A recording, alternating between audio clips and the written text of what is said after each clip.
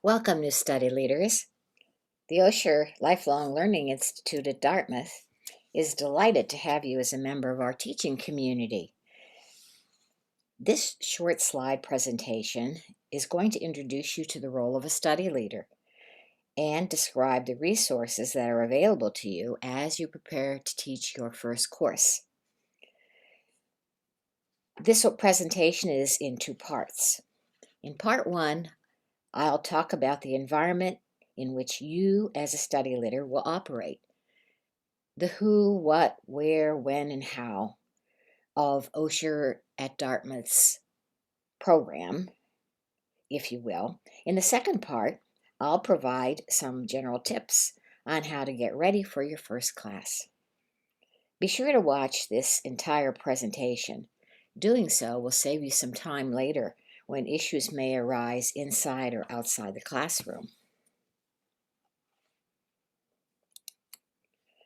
As a new study leader, you probably have several questions floating around.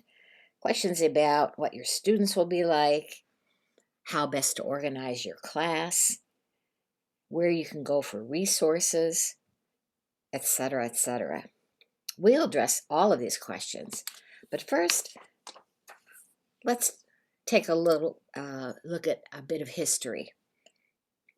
Osher was established by Dartmouth College as the Institute for Lifelong Education at Dartmouth, or as it was commonly known, ILLIAD. It was established in November of 1990 by 38 people in the Upper Valley who liked the idea of continuing their own learning.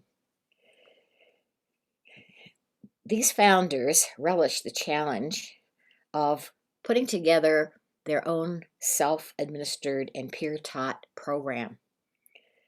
By 2010, the 20th anniversary of Osher at Dartmouth, nearly 26,000 people had participated in the Institute's programs. In the year 2014, ILLIAD formally became a member of the Osher network of lifelong learning institutes. Since its founding, the goal of the Institute has been to provide educational opportunities for a diverse range of people across the Upper Valley in a number of areas, subjects, and topics.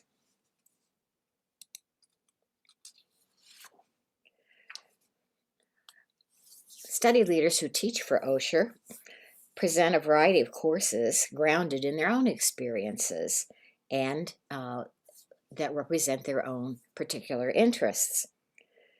The courses range from 2 to 8 weeks in length.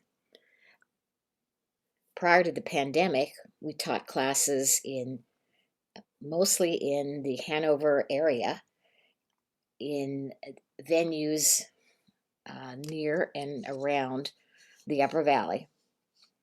However, currently, all classes are taught online.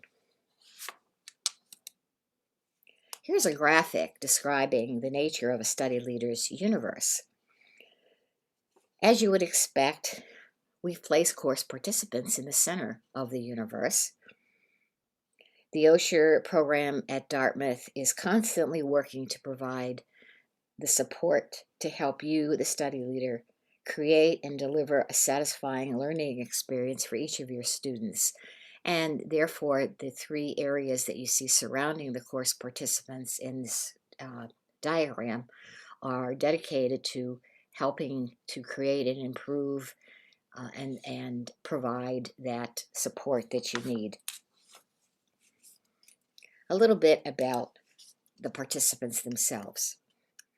As you may know from your own participation in an Osher course, the demographic of our programs are adult learners.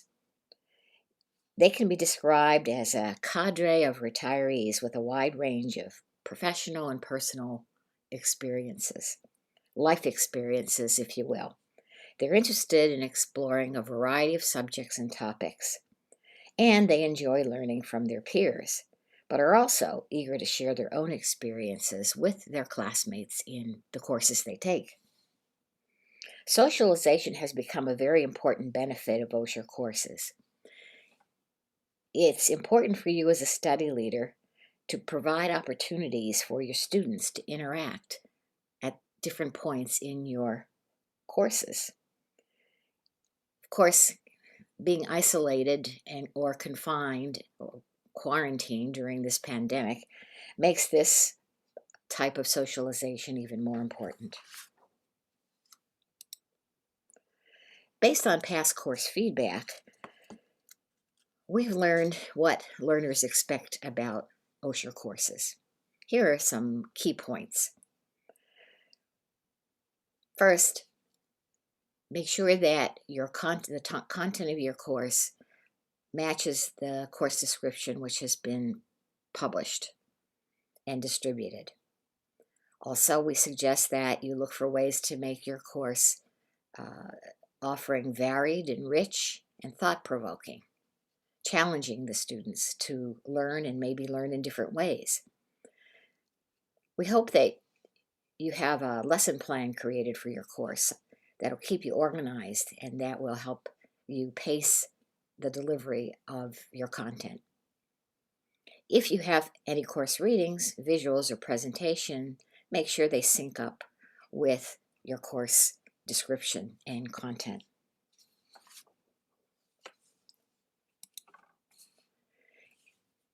As a new study leader, you're probably a little concerned about how to make sure you're effective. Well, based on what our past course participants tell us, there are several things that you need to consider. Use a variety of teaching methods as appropriate to your subject matter and the learning venue. Given that all of the courses are now being taught online, there are certain venues or certain methods that are not appropriate or even possible. But on the other hand, online teaching has several other options not available to people who are learning in a face-to-face venue. Another expectation of participants, of their study leaders, are that the study leaders are knowledgeable about their subject matter and that they are able to teach effectively through managing class discussions, through organizing their time well, and through a demonstration of openness in discussions, in question and answer sessions, and so forth. It's incumbent upon you as a study leader to be able to use the Zoom technology effectively.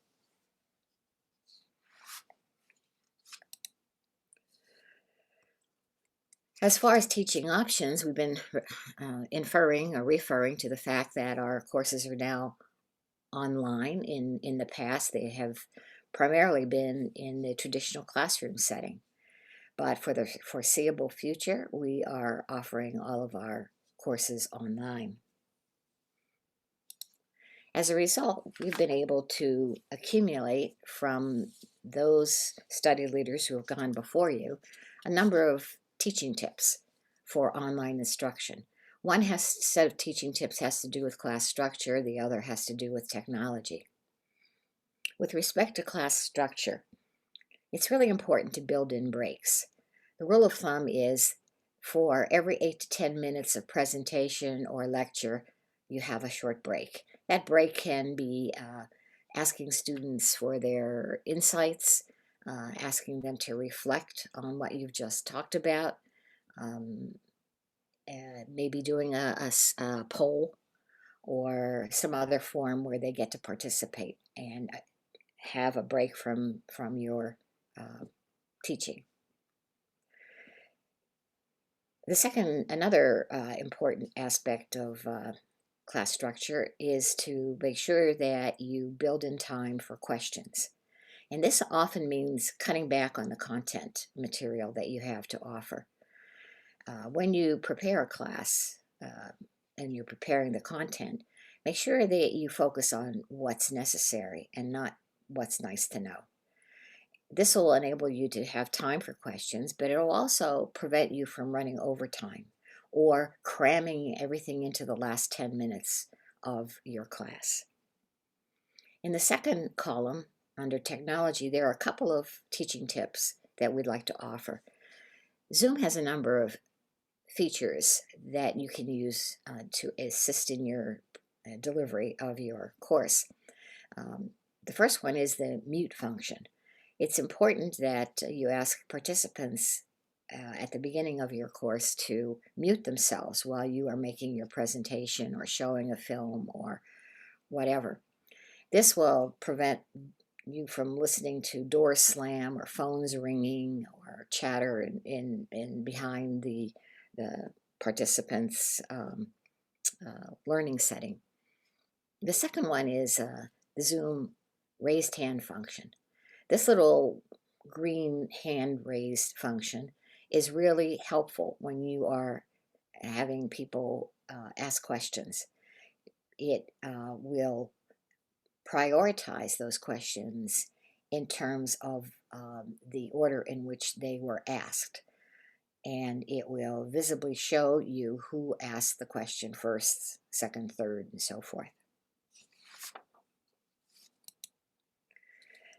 Let's move to the second part of the resources or the universe triangle, which is the Osher office. There are a number of responsibilities that the Osher office handles for us. And here are several that are listed. I'd like to mention a couple in particular. The Osher office sends out welcome letters and other materials and information to students that you may decide is important for them to have prior to the start of your course. The other thing is that the staff of the Osher office conducts courses or classes in Zoom technology. This training is absolutely imperative for you to take early on before you even begin teaching. Even if you've had online teaching experience before, the features that are offered via Zoom are important to learn, and the process in which Osher at Dartmouth utilizes Zoom is also important for you to become familiar with. The Osher office staff is a very professional and responsive team of people who are anxious to help you solve your problems or give you the support that you need. In the past,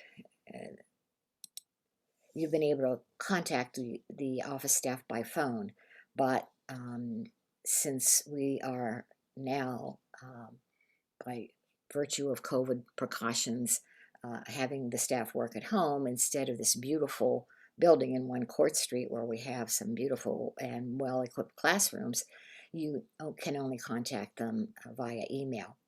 So let's meet the staff. We have Lisa King, who's the program manager, and she's assisted by Laura Belbeck. Sarah Chamberlain is our marketing and communications person, and Diane Doe sort of helps out everywhere she can and is a kind of a jack of all trades.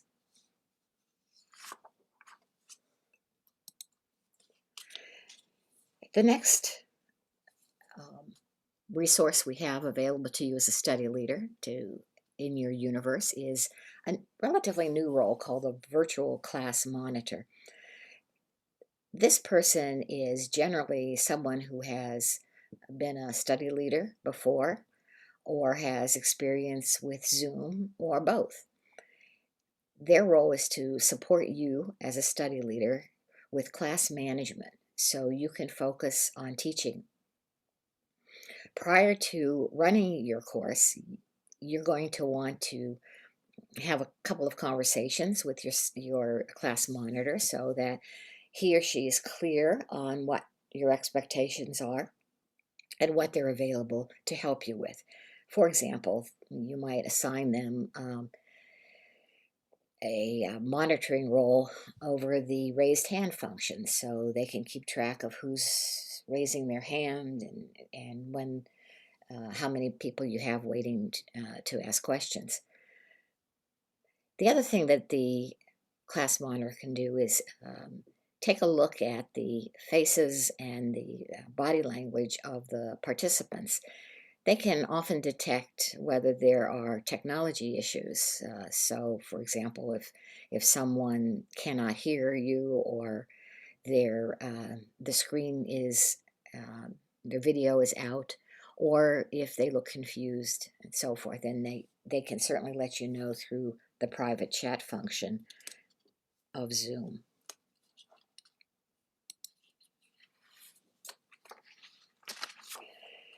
And the last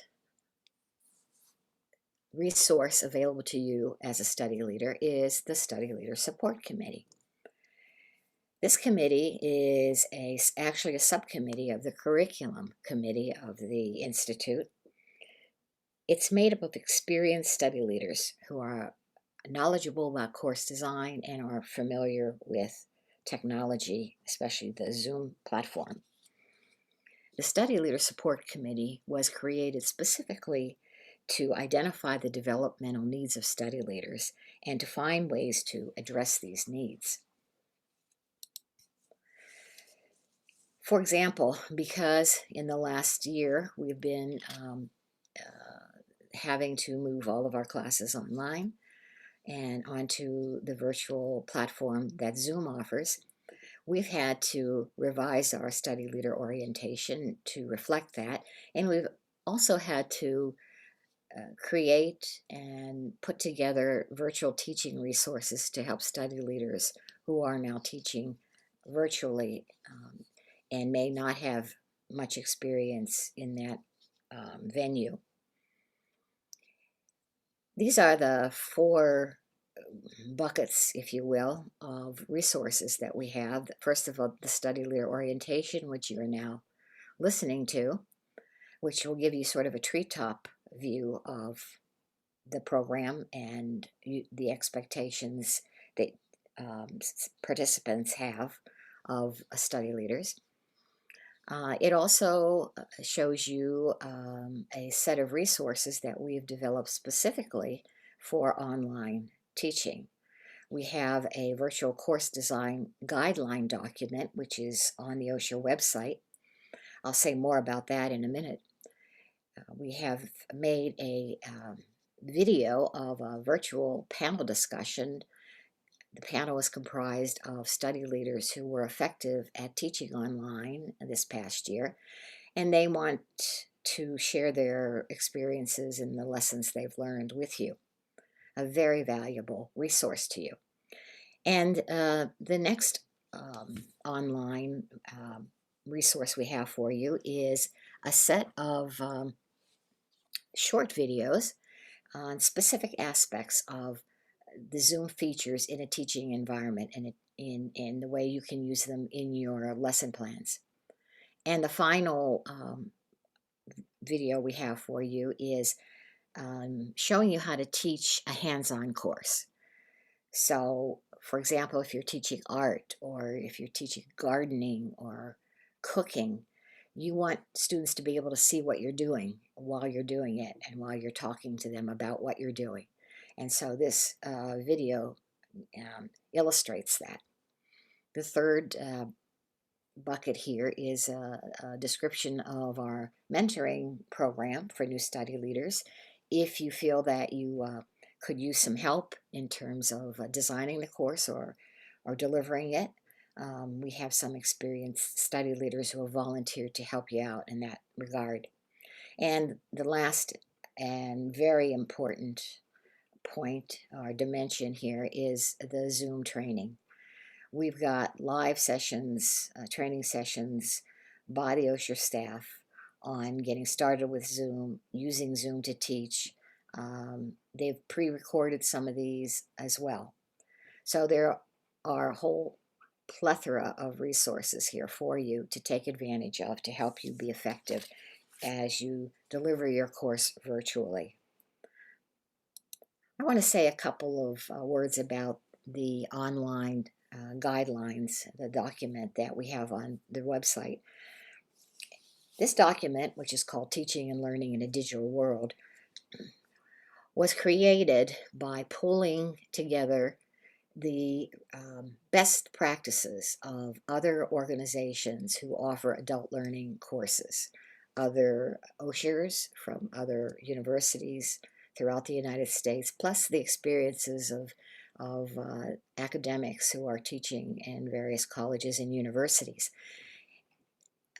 The guideline book, as you will find it, is very instructive because it also gives you illustrations that take you step by step through what you can do and how you do it when you create your course or you deliver it.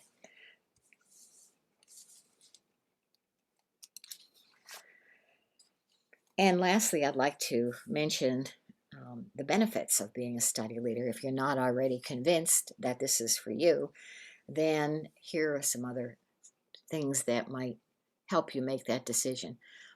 As a study leader, you have borrowing privileges at Dartmouth College libraries. For every course you teach, you get a course for free. We offer just-in-time study leader training and obviously immediate staff and study leader committee support.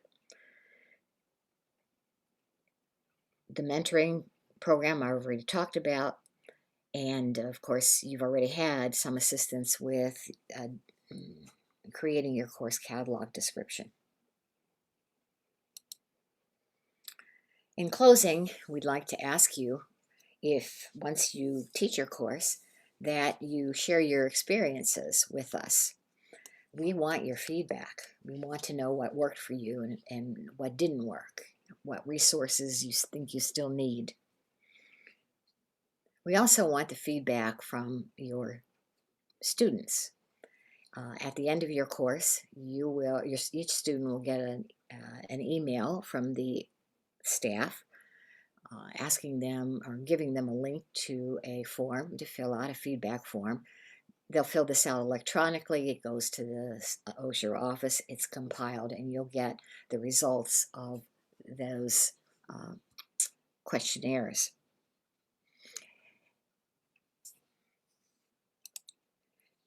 And in closing, we'd just like to thank you again for becoming an Osher study leader. We think that you will have a wonderful experience, a memorable experience, and a valuable experience for our participants. We also encourage you to check the website of Osher for updates to study leader training and other resources as they become available. Again, thank you very much and have a great class.